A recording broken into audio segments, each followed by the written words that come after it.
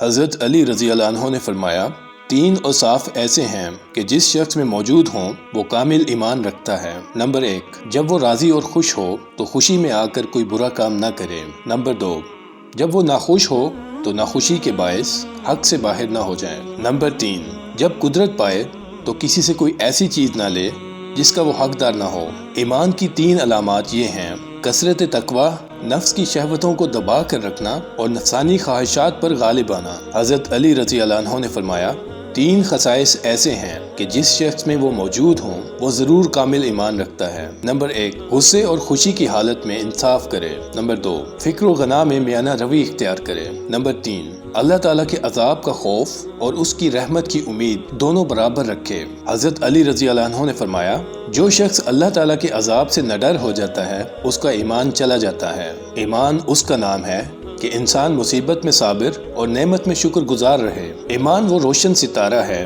جو بے نور نہیں ہوتا۔